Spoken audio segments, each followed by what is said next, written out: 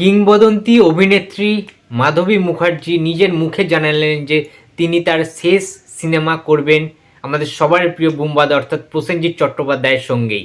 তো চলো সবার আগে আমরা ভিডিওটা দেখে নিই মাধবী মুখার্জির বক্তব্যটা, তারপরে আমি আমার বক্তব্যটা তোমার সামনে শেয়ার করছি।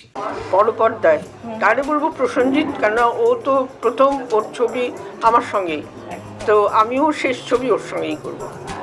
অসাধারণ অসাধারণ। হ্যালো ফ্রেন্ডস, আমি অর্পণ। তো আজ ভিডিওটা খুবই ইন্টারেস্টিং একটা ভিডিও হতে চলেছে, তাই কি ভিডিওটা স্কিপ না করে প্রথম থেকে শেষ অবধি দেখতে থাকো বন্ধুরা।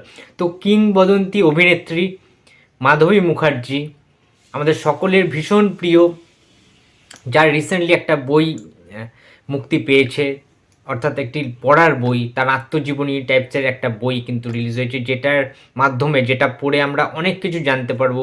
পুরনো দিনের বেঙ্গলি ফিল্ম ইন্ডাস্ট্রি কীরকম ছিল, মাধবী মুখার্জির লাইফস্টাইলটা আমরা জানতে পারবো, তার ব্যক্তিগত জীবন, তার সামাজিক জীবন, এবং সবচেয়ে বড় বিষয় আজকে ভিডিওটি যেটা মেনলি করা, মেন যে সাবজেক্ট সেটা হচ্ছে মাধবী মুখার্জি ইন্টারভিউতে নিজে জানিয়েছেন তার ইচ্ছের কথা, এবং তাকে একটা সাংবাদিক প্রশ্ন করেন যে তিনি শেষ কাজ কার সাথে করতে চান, শেষ সিনেমাটি তিনি কোন অভিনেতার সাথে করতে চান। সেখানে অকপটে সেই প্রশ্নের উত্তরে মাধবী মুখার্জি অকপটে জানান সমগ্র মিডিয়ার কাছে, মিডিয়ার মাধ্যমে, যে তিনি নিজের মুখে বলেন যে যেহেতু প্রসেনজিৎ চট্টোপাধ্যায়ের প্রথম ছবি ছোট্ট জিজ্ঞাসা, যে ছবিতে প্রসেনজিতের মায়ের চরিত্রে অভিনয় করেছিলেন মাধবী মুখার্জি, সালটা ছিল 1968, অর্থাৎ 1968 সালে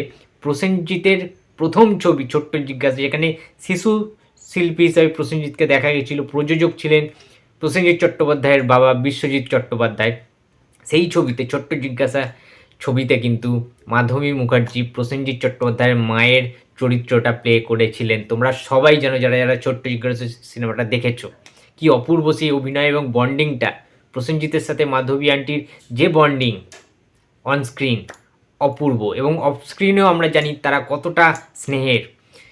সবচেয়ে বড় কথা হচ্ছে মাধবী মুখার্জি নিজেই জানান যে প্রসেনজিৎ চট্টোপাধ্যায়ের সাথে তার ফার্স্ট সিনেমা যেহেতু ছিল, তাই মাধবী মুখার্জির লাস্ট সিনেমায় মাধবী মুখার্জি চান যে তার শেষ সিনেমাটা যেন প্রসেনজিৎ চট্টোপাধ্যায়ের সাথে করেই তিনি শেষ করতে পারেন। সো এটা একটা দারুণ বিজ্ঞাপন, এটা একটা দারুণ আপডেট বলতে পারি, একটা এক্সক্লুসিভ আপডেট। এইরকম এক্সক্লুসিভ আপডেট কিন্তু আমরা সচরাচর দেখতে পাই না, যে এত বড় মাপের একজন 82 বছর প্লাস বয়স হয়ে গেছে মাধবী আন্টির, সেই শিল্পী, একজন কিংবদন্তি, living legend of Italian film industry Madhabi Mukherjee নিজে এই কথাটা জানালেন। সুতরাং প্রসেনজিৎ চট্টোপাধ্যায়ের অভিনয় কতটা উন্নত হয়েছে, যে তার কথাও কিন্তু মাধবী আন্টি নিজে বললেন। এবং তোমাদের নিশ্চয়ই মনে আছে বন্ধুরা, যে যখন প্রসেনজিৎ চট্টোপাধ্যায়ের একটা হয় না 30 বছর একটা পূর্তি অনুষ্ঠান হয়েছিল, মনে আছে? অপরাজিত প্রসেনজিৎ 30 বছর জি বাংলাতে টেলিকাস্ট হয়েছিল, জি বাংলা সিনেমাতে প্রবাবলি।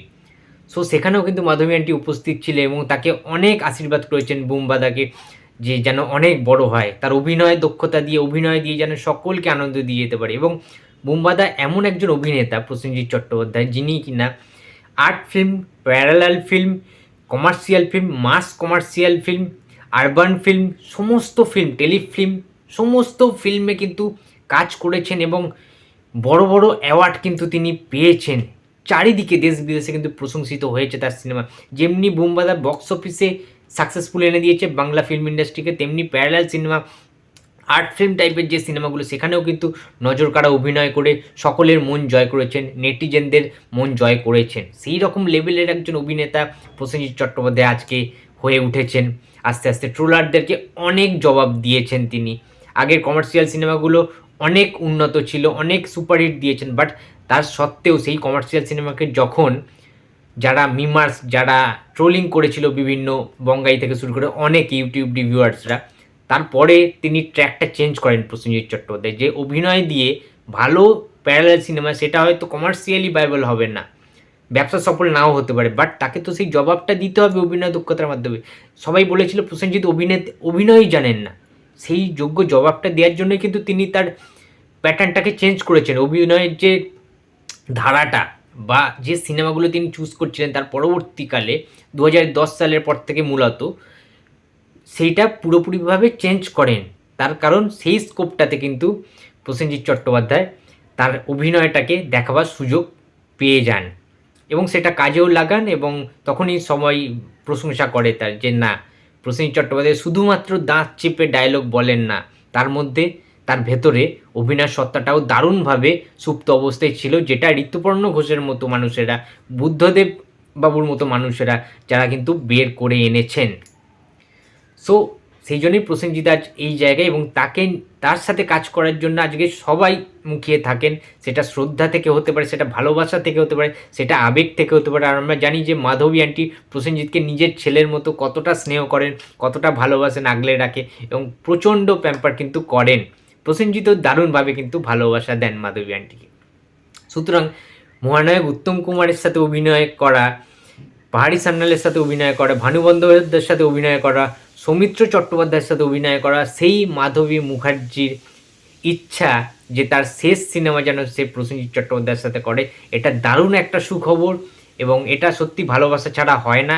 একটা দারুণ অগাধ ভালোবাসা, স্নেহের কিন্তু একটা মিশ্রণে দেখা গেলেও মাধবী আন্টি নিজের মুখে মিডিয়ার সামনে কিন্তু সেটা প্রকাশ করলেন, নিজের মুখে তিনি বললেন। তো এটা কম বড় কথা নয়, ঠিক আছে? যারা যারা প্রসেনজিতের ফ্যান্স রয়েছে তারা সবাই জানে যে এই ধারার সিনেমাতেই যদি মাধবী আন্টি একটা ময়ূরক্ষীর মতো সিনেমা, ওরকম প্যাটার্নের যদি কোনো সিনেমা করেন, কিংবা একটা কমার্শিয়ালি খুব ভালো প্যারালাল কমার্শিয়াল সিনেমায় যদি মাধবী আন্টি এবং বুম্বাদা কামব্যাক করেন, সেই সিনেমাটা যদি আসে এইভাবে, তো দারুণ হবে কিন্তু, ঠিক আছে? আমরা সবাই মুখিয়ে আছি তাদের সিনেমা দেখার জন্য।